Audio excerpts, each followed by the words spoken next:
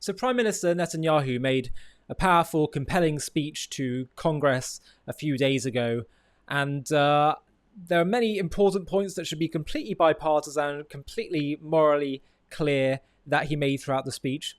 There's just a couple of things that I wanted to pick up on that I felt required a bit of my own personal feedback that I'd like to share with you that I think could be tweaked a bit. So here are some of my personal preferences that I think need a rethink and reflection on in his speech. So have a watch the first one. That's this. The day after we defeat Hamas, a new Gaza could emerge.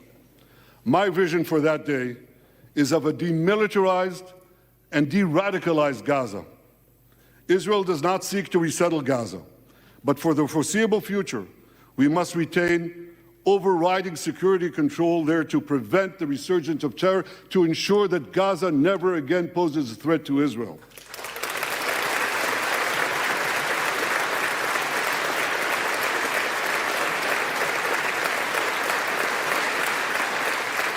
Gaza should have a civilian administration run by Palestinians who do not seek to destroy Israel. That's not too much to ask.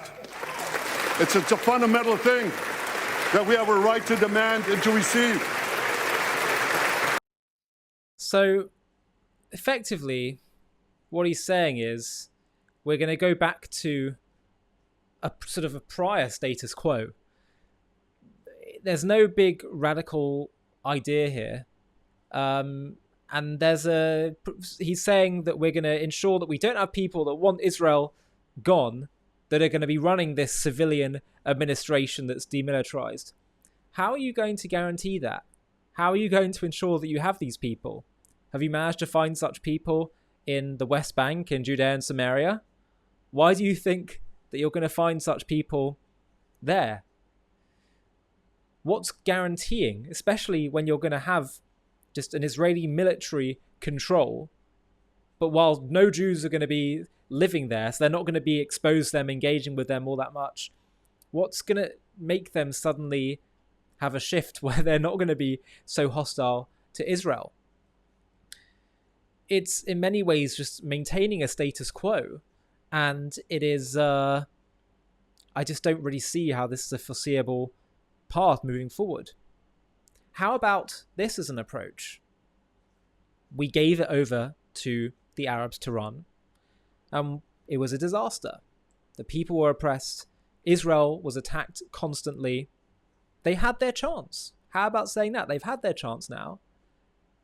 They had their chance to create the Singapore of the Middle East. So now we can say it's Israel's turn. Now it's Israel's turn to create a Singapore of the Middle East.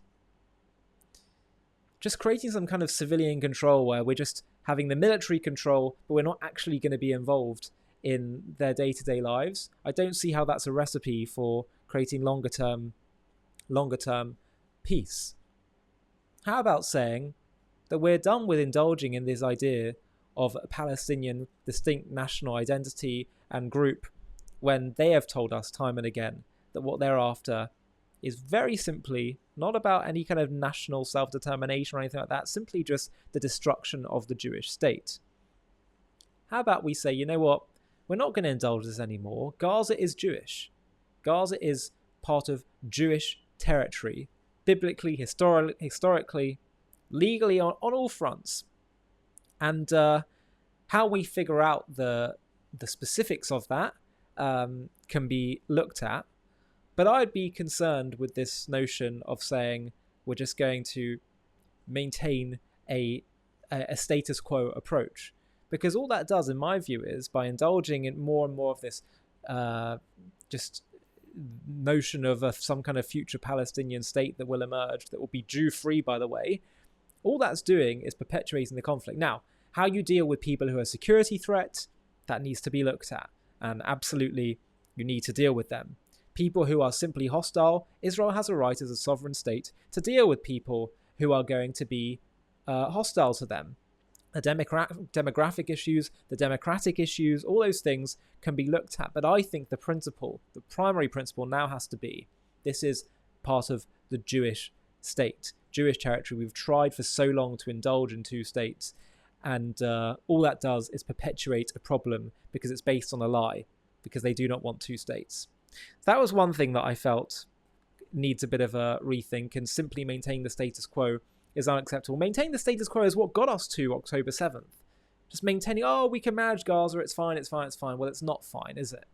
Where they glorify people like Hitler in Gaza. They have shops called Hitler. They sell Mein Kampf. They found it throughout many homes in Gaza, where they are practicing a modern-day Nazi-esque ideology as a dominant part of their society and culture.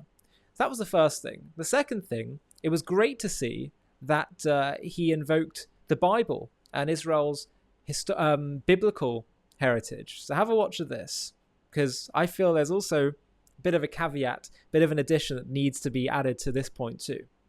These are the soldiers of Israel, unbowed, undaunted, unafraid.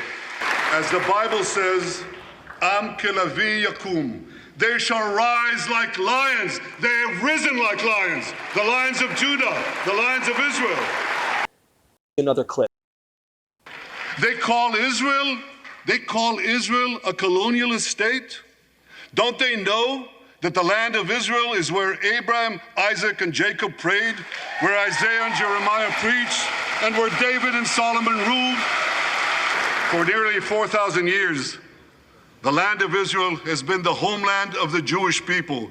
It's always been our home. It will always be our home. So this is great, and this is Beryl Solomon was responding to this as well, these points. This was great that he said this, because for too long we've been talking simply just about Israel's right to international law, and we just have, want a state of our own, and all these things, and the Holocaust and persecution. What we haven't been tackling as much is the Palestinian narrative that is based on lies. They are somehow the indigenous people, that they genuinely want some kind of nation state of their own. That's what it's all about, and that it's not about actually just wanting to get rid of the Jews. But we need to tap into more of this idea of our historical, biblical connection, this ancient connection, to tap into our forefathers, Abraham, Isaac, and Jacob. All of that's great, and it was great to see him say that. And look at the rapturous applause that he got.